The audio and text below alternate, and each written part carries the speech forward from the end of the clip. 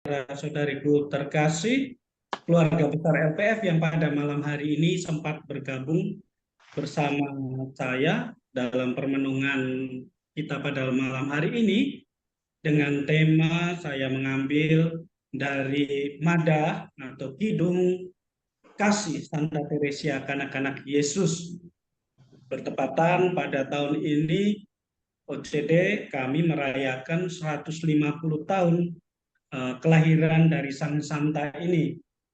Judulnya adalah The Canticle of Love.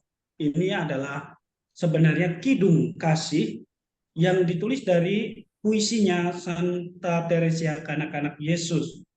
Sangat menarik saudara dan saudariku yang terkasih, kalau kita mau melihat akan kidung kasih ini dalam bukunya, aku percaya akan kasih Allah atau The Story of Soul kalau dalam bahasa Inggrisnya. Dalam bahasa Indonesianya itu aku percaya akan cinta kasih Allah, kurang lebih terjemahnya demikian. Next, Paula. Dalam kidung kasih ini isinya adalah sebuah rangkuman atau sintesis ya, dari perjalanan iman, harapan dan kasih yang telah dialami oleh Santa Teresia kanak-kanak Yesus. Kita tahu bahwa usia Santa Teresia kanak-kanak Yesus tidak begitu panjang. Dia masih muda, sudah masuk di dalam biara kontemplatif, biara Karmel OCD di Lisieux, dan meninggal pada usia yang masih sangat muda. Oleh karena itu, perjalanan Santa Teresa yang singkat ini sering, ya kalau orang tidak memahaminya, sering adalah perjalanan yang biasa-biasa saja. Ya karena sekarang dia digelari Santa, maka banyak orang sudah melihat tentang karya-karyanya. Tetapi pada waktu itu ketika Santa Teresa masih hidup, itu dia dianggap seperti orang-orang yang lain, perjalanan hidupnya yang biasa-biasa. Seorang anak muda, wanita muda yang meninggal pada usia muda ya karena penyakit. Itu kalau orang zaman sekarang pasti melihatnya sebagai sebuah kemalangan karena dia belum melihat dunia secara lebih luas lagi karena usianya yang sangat muda. Tetapi di usianya yang sangat muda ini ternyata Santa Teresia kanak-kanak Yesus justru memahami akan cinta kasih Allah itu di dalam hidupnya sebagai sebuah kematangan rohani dan spiritualnya. Cinta kasih Allah yang dialami oleh Teresa ini sudah matang. Berbeda mungkin dengan kita saat ini yang mungkin usianya lebih dewasa atau mungkin lebih tua dari Santa Teresia kanak-kanak Yesus, tetapi belum mengalami kematangan hidup rohani seperti yang dialami oleh Sang Santa. Dalam madah kasih ini, kita akan melihat di dalamnya adalah cinta dan pemahamannya, pemahaman Santa Teresia tentang Allah itu sebagai Bapa yang maha baik. Maka di dalam permenungan kita saya bagi menjadi 4 bagian. Yang pertama itu adalah madah kasih Santa Teresia itu sendiri. Kita akan melihat madah kasih itu bait demi baitnya, puisinya dari Santa Teresia itu, dan nanti di akhir kita akan mendengar lagu dari madah itu. Sangat indah sekali yang dinyanyikan oleh para suster Karmel OCD. Dan yang kedua adalah pemahaman awal tentang madah itu. Ya, madah atau kidung kasih itu sebenarnya apa? Yang ketiga adalah pemaknaan atau pemahaman interpretasi dari isi. Isi dari madah itu sebenarnya memuat pesan apa untuk kita yang membaca. Dan yang terakhir adalah pesan dari isi madah itu. Untuk bisa memahami semuanya itu, maka pada awal permenungan kita, saya ajak kita untuk melihat isi dari madah Santa Teresia kanak-kanak Yesus. Ini adalah teks bahasa Inggrisnya. Kita langsung lanjut di teks bahasa Indonesianya. Next, Paula. Kita akan mendengar bersama-sama. Saya akan bacakan sangat indah dan mendalam refleksi hidup dari Sang Santa ini. Betapa besar dan lembutnya Allah kita yang telah tersenyum kepada yang rendah. Selamanya hatiku akan menyanyikan nada cinta yang baru. Marilah semua yang lapar, semua yang haus, semua yang merindukan pemenuhan. Allah yang penuh kasih menunggumu, seperti seorang ibu menunggu anaknya. Marilah ke mata air hidup. Jangan takut akan kelemahanmu. Selamanya percayalah pada kasih yang penuh belas kasih Allah. Melalui bayangan malam ini, cinta akan menjadi cahaya pemandu saya. Kehadiran yang tersembunyi dari penglihatan saya sampai awan disingkirkan.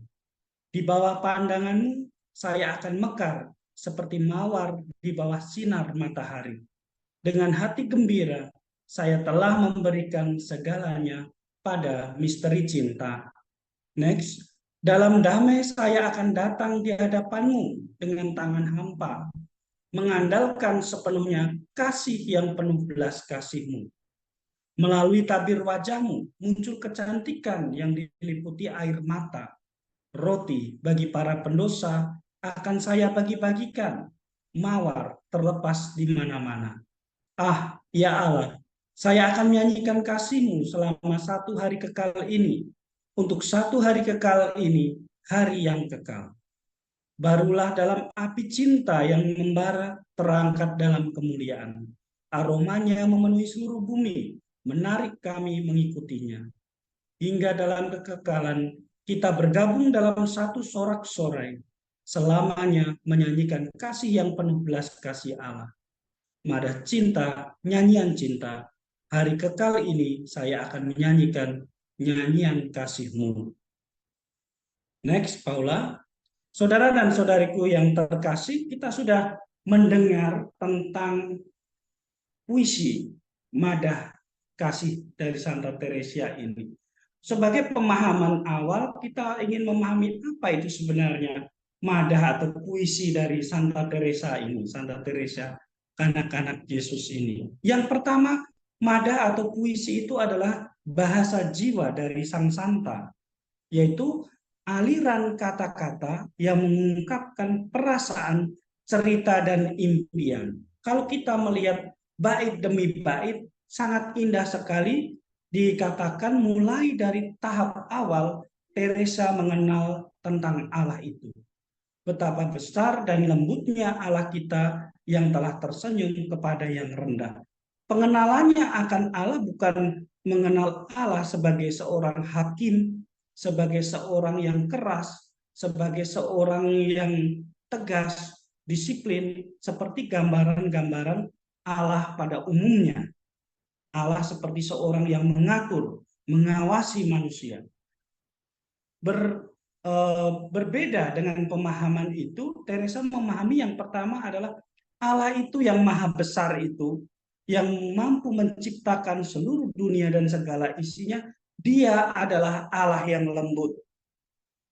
Maka jiwa tidak perlu takut untuk datang kepada Sang Penciptanya, karena dia itu Allah yang lembut. Dan lembutnya Allah kita yang telah tersenyum kepada yang rendah. Luar biasa sekali kata-kata Santa Teresa ini mengatakan bahwa Allah itu tersenyum. Di dalam kitab suci, kita belum pernah mendengar bahwa Allah itu, karakter Allah itu dikatakan tersenyum.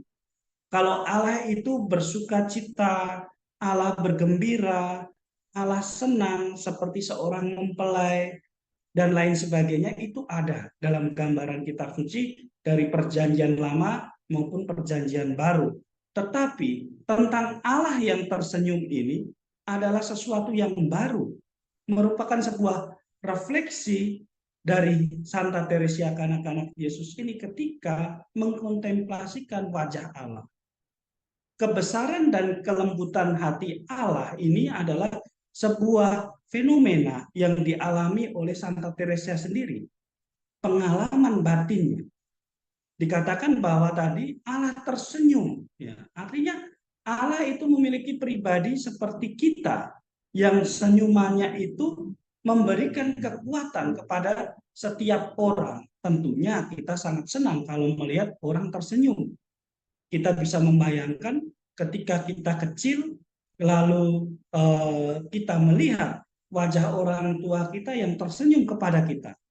Meskipun tanpa kata-kata yang mengatakan aku mengasihimu, kata-kata yang mengatakan bahwa terima kasih dan lain sebagainya, atau aku menyayangimu, dengan senyuman saja kita sudah bisa merasakan akan bahasa cinta yang ingin dikomunikasikan oleh orang tua kita. Demikian juga Teresa mampu menangkap bahasa cinta kasih Allah, yaitu senyuman Allah itu.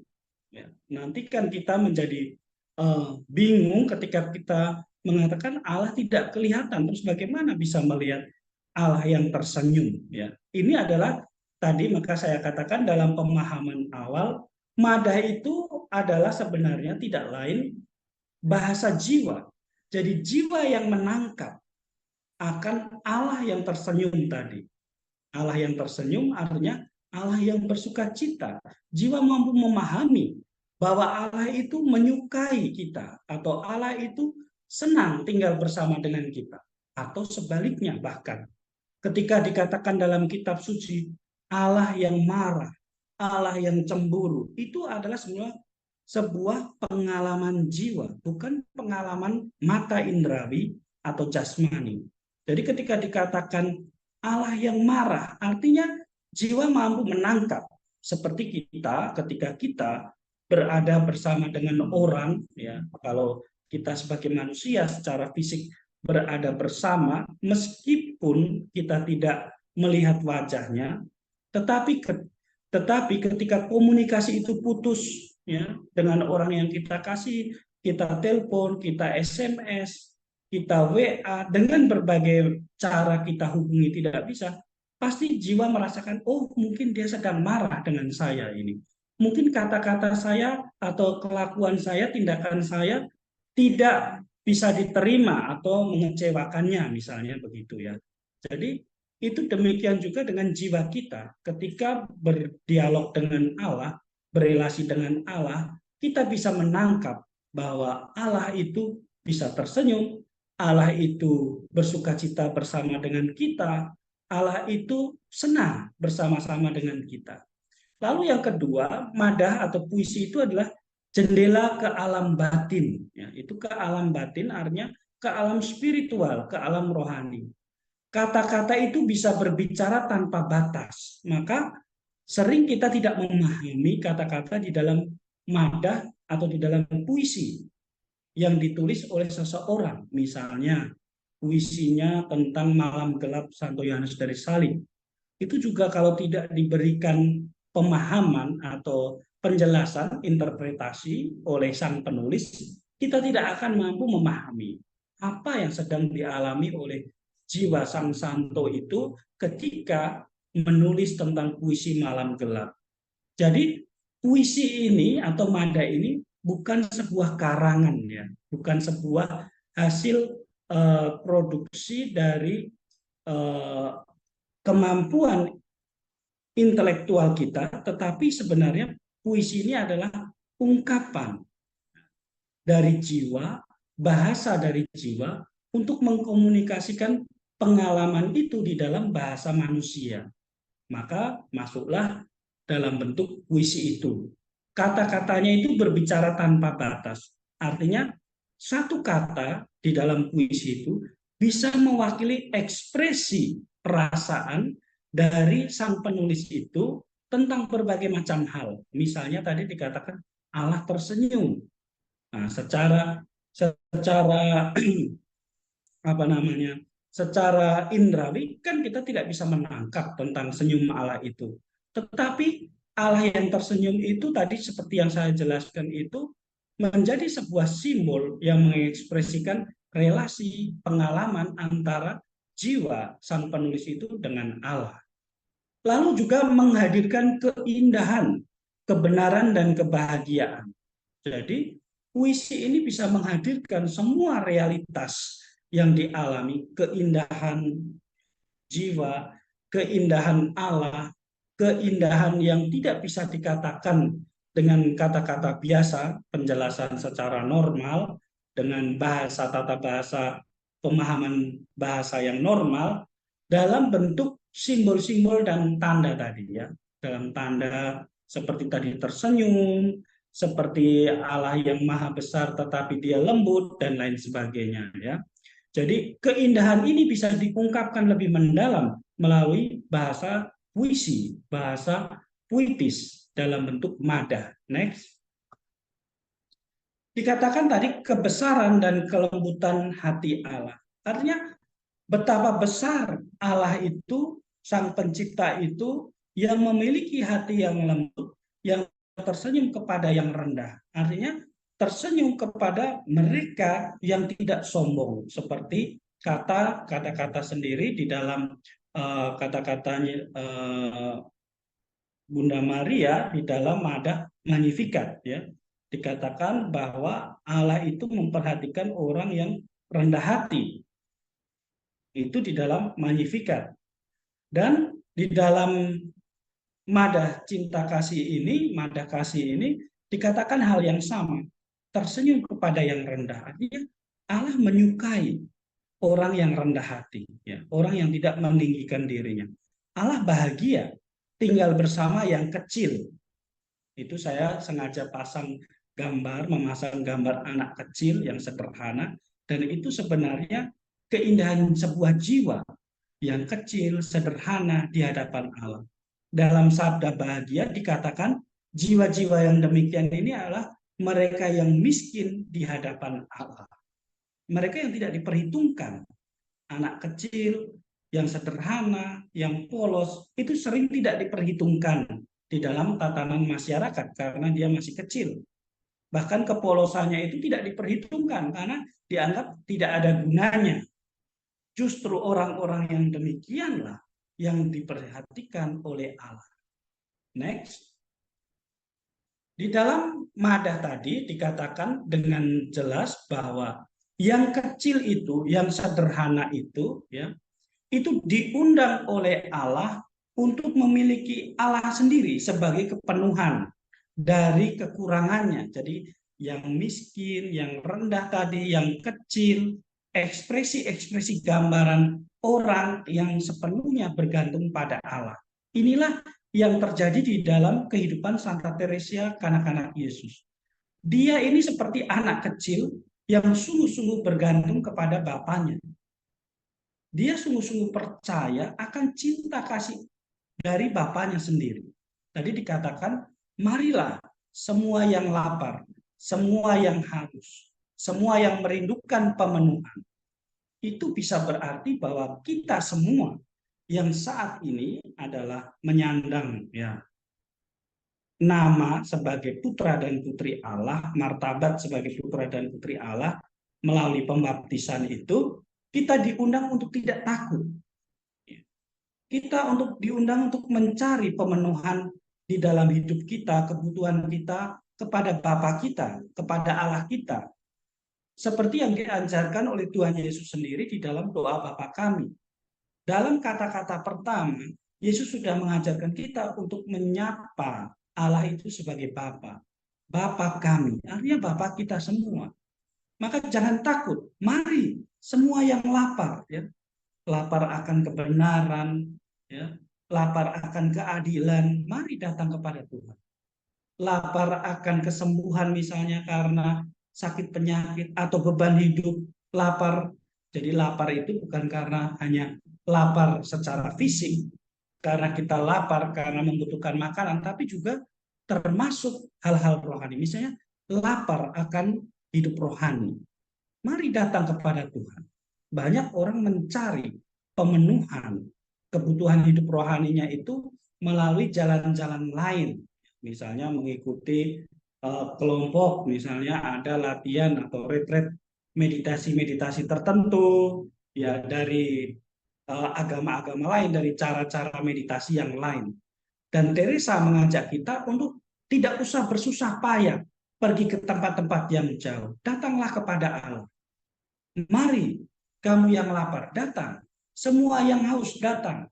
Bahkan dalam kesimpulannya Teresa mengatakan semua yang merindukan pemenuhan. Artinya setiap aspek dalam hidup kita yang kurang ini, kita bisa menemukan pemenuhannya di dalam Allah. Mari kita datang kepada Allah. Kamu yang kecewa, kamu yang membutuhkan pemenuhan, kesembuhan dari kekecewaan itu, datang pada Tuhan, datang pada Allah. Ceritakanlah kekecewaanmu, ceritakanlah kebutuhanmu. Bapa yang baik tidak akan pernah memberi anaknya itu batu, ular, dan lain sebagainya. Dia akan memberikan sesuai dengan apa yang kita butuhkan. Teresa menegaskan bahwa Allah yang penuh kasih menunggumu, seperti seorang ibu menunggu anaknya. Jadi tadi yang pertama itu karakter Bapa yang ditampilkan, sekarang karakter ibu. Jadi lengkaplah karakter Tuhan itu seperti orang tua kita. Untuk itu kita tidak perlu takut di dalam hidup ini, di dalam kebutuhan kita, di dalam hidup kita mungkin ada kekurangan-kekurangan yang selalu menghantui hidup kita. Kita diajak untuk percaya kepada Allah. Kita diajak untuk datang kepada Allah. Karena di sanalah kita akan menemukan pemenuhan kita. Tadi dikatakan bahwa Allah yang penuh kasih. Kasih Allah tidak pernah setengah-setengah kepada kita. Allah yang penuh kasih itu menunggumu seperti seorang ibu menunggu anaknya. Kita tahu bagaimana seorang ibu yang menunggu anaknya untuk pulang ke rumah, untuk mengatakan apa yang dia butuhkan. Ya, seringkali anak itu sebagai anak kita pura-pura kuat dan pura-pura menjadi dewasa, sehingga kita malu untuk menyampaikan apa yang menjadi kebutuhan kita, apa yang menjadi isi hati kita itu yang perlu diceritakan itu kepada ibu kita. Kita lebih suka menceritakan kepada orang lain, kepada teman-teman kita, kepada psikiater, psikolog, kepada orang-orang yang kita anggap bisa menolong kita. Kita tidak pernah datang kepada orang tua kita untuk menyampaikan apa yang menjadi isi hati saya. Misalnya demikian. Jadi ini gambaran dari Allah yang selalu setia menunggu kita untuk menyampaikan apapun yang menjadi keluh kesah di dalam hidupmu, apapun yang menjadi isi hatimu, kerinduanmu untuk kamu katakan. Bukan hanya keluh kesah, mungkin sukacitamu, syukurmu, itu juga Allah menunggu untuk kamu datang untuk menyampaikannya. Tadi dikatakan seperti seorang ibu. Maka saudara-saudariku, sebagai seorang ibu pasti beberapa dari saudara-saudari pasti merasakan hal ini. Tahu maksud yang dikatakan oleh Santa Teresa ini. Karena sebagai seorang ibu, perasaannya pasti berbeda ya dengan seorang bapak. Dan ibu itu yang menunggu anaknya itu bahkan senantiasa siap menerima anaknya itu kapanpun dia datang. Ya. Kerinduannya itu selalu terbuka untuk sang anak ini. Lalu dikatakan berikutnya, marilah ke mata air hidup, jangan takut akan kelemahanmu. Ini lebih jelas lagi bahwa kasih Allah itu tidak dibatasi oleh kelemahan-kelemahan kita. Kasih Allah itu tidak bisa kita batasi dengan kegagalan atau dengan kelemahan, bahkan dengan dosa-dosa kita. Allah siap menerima kita kapanpun kita mau kembali. Jangan menjadikan Allah itu seperti keinginan kita atau seperti bayangan kita. Terkadang kita sering membuat Allah itu seperti apa yang kita inginkan, kita imajinasikan. Ya. Dan itu membuat kita takut sendiri, membuat kita tidak bisa kembali kepada Allah. Misalnya, Tuhan, saya ini sudah banyak melakukan kesalahan, saya sudah meminta ampun, tetapi saya membuatnya lagi, atau saya sudah berjanji untuk tidak melakukannya lagi, tetapi saya mengulangi lagi, jatuh dalam dosa yang sama. Teresa mengatakan bahwa jangan takut akan kelemahanmu, datang kepada Allah, datang ke air hidup. Justru ketika kita semakin datang, ketika kita jatuh, kita datang kepada Allah, kita akan semakin diberikan kekuatan untuk bangun lagi, untuk memperbaiki diri. Kesempatan selalu diberikan sampai kapan? Sampai nafas terakhir dalam hidup kita. Ketika nafas kita sudah selesai atau nafas kita sudah kita tidak mampu bernafas lagi, saat itulah kesempatan itu selesai juga. Artinya kita diberi kesempatan selama kita masih hidup. maka jangan takut, segera kembali kepada Allah. Ya, dikatakan dengan indah sekali, percayalah pada kasih yang penuh belas kasih Allah. Jadi percaya pada kasih Allah ini yang penuh belas kasih. Jangan lewatkan kasih ini, jangan sia-siakan kasih dan belas kasih Allah ini yang dicurahkan begitu luas kepada kita. Cukup kita memandang salib Kristus, maka kita bisa memahami akan luasnya belas kasih Allah itu. Salib Kristus mengatakan banyak tentang kasih dan belas kasih Allah itu. Dan Teresa mengajak kita untuk memahaminya dengan apa? Dengan mengalami.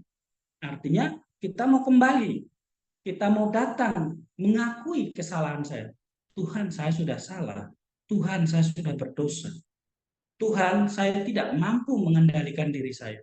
Tuhan, saya tidak mampu mengendalikan kehendak saya sehingga saya jatuh lagi. Itu yang diinginkan Tuhan. Ya. Pertobatan bukan langsung seperti membalikan telapak tangan. Ya. Kita langsung membalikkan maka semuanya akan menjadi baik. Pertobatan adalah sebuah proses untuk masuk di dalam cinta kasih Allah. Proses untuk menerima kasih Allah itu di dalam diri kita.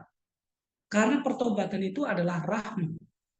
Jadi ketika kita mau bekerja sama dengan rahmat itu, maka sesungguhnya kita akan mampu keluar dari hal-hal yang buruk di dalam diri kita atau kelemahan-kelemahan kita. Kita akan mampu untuk bebas dari dosa-dosa kita kalau kita mau bekerja sama dengan rahmat Allah. Dan dalam madah tadi dikatakan untuk mengikuti atau untuk masuk di dalam hidup dalam cinta kasih Allah ini bukan berarti kita tidak akan lepas dari yang namanya permasalahan, kesulitan, bahkan penderitaan. Dikatakan oleh Santa Teresa, melalui bayangan malam ini, cinta akan menjadi cahaya pemandu saya. Sangat indah sekali.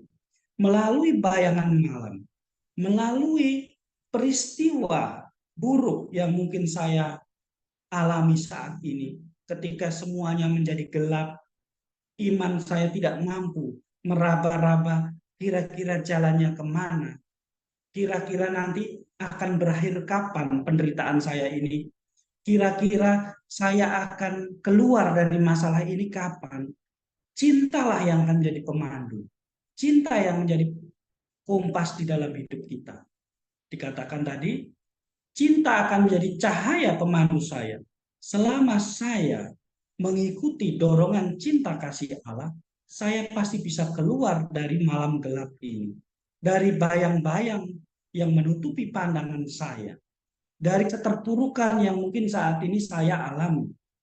Kehadiran yang tersembunyi dari penglihatan saya sampai awan disingkirkan. Pada saatnya Tuhan akan membukakan jalan ya, di dalam hidup kita untuk bisa keluar dari kegelapan malam. Banyak hal yang mungkin sudah kita dengar dalam permenungan-permenungan bahwa sebenarnya penderitaan masa-masa kelam di dalam hidup itu adalah sebuah medan atau sekolah untuk berproses bersama dengan Allah. Seperti misalnya Yakub waktu itu ya. Yakub berproses dengan Allah sehingga dia diberi nama Israel, artinya dia yang sudah bergulat dengan Allah dan menang. Ya. Israel itu artinya dia yang telah bergulat dengan Allah dan menang.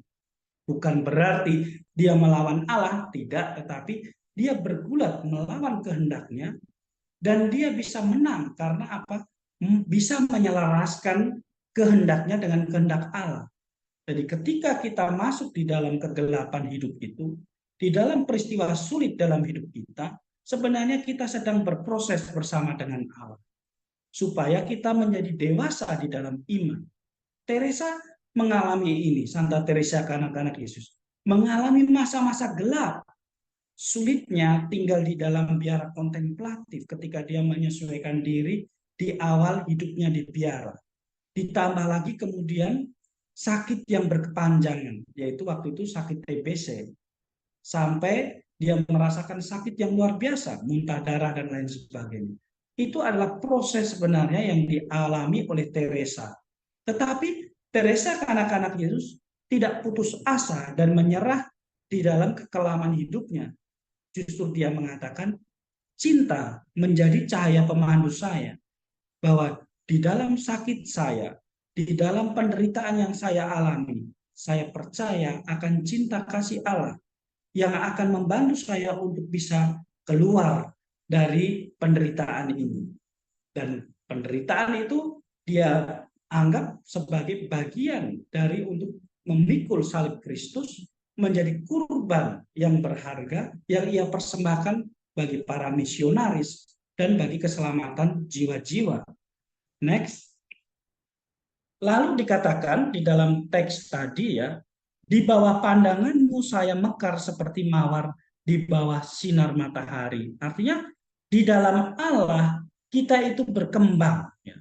Allah itu membantu kita untuk bertumbuh di dalam hidup ini.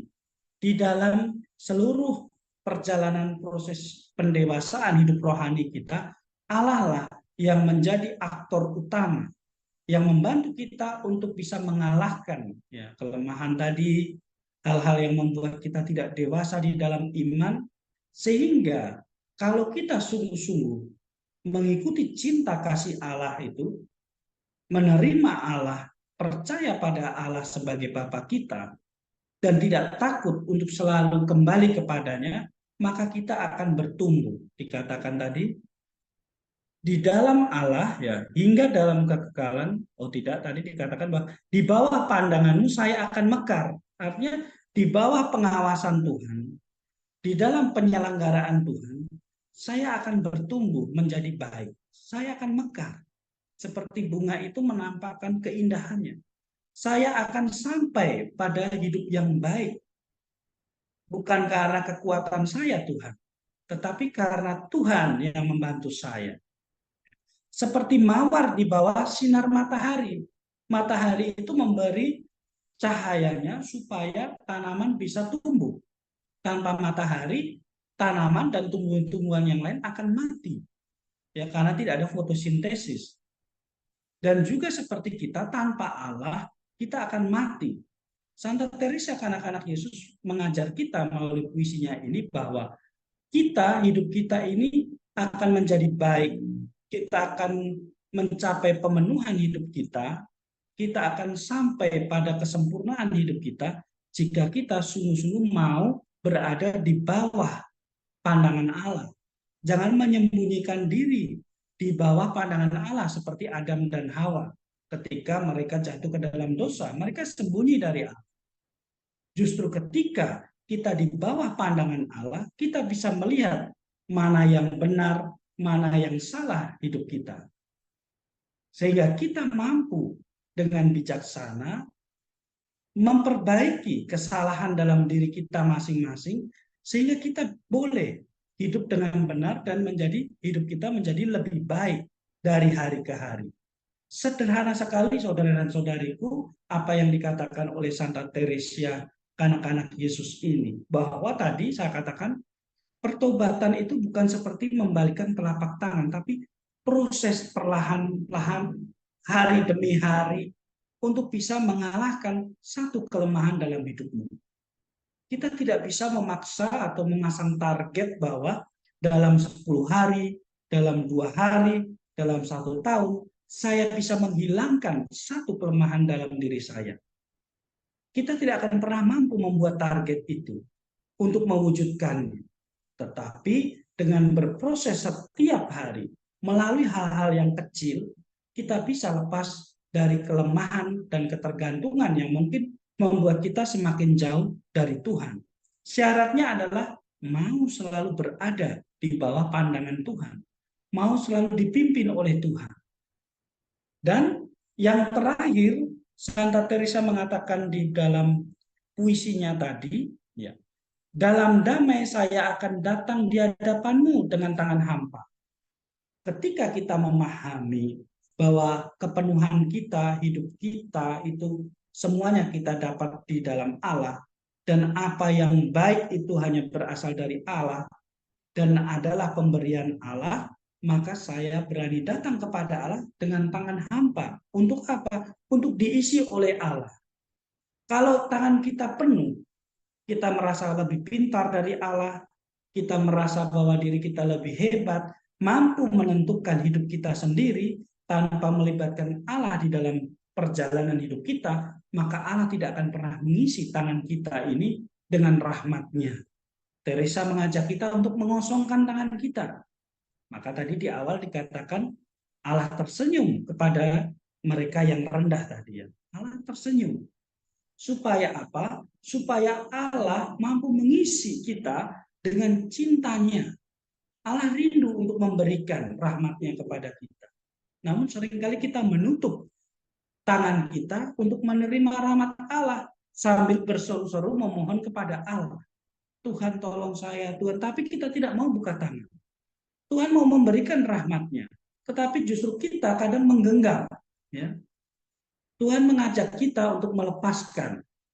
Lepaskan, misalnya menggenggam dalam bentuk apa? Dalam bentuk dendam. Tuhan tolong saya mau supaya saya hidupnya bisa lebih baik, saya mau tenang. Tetapi kamu tidak mau melepaskan pengampunan.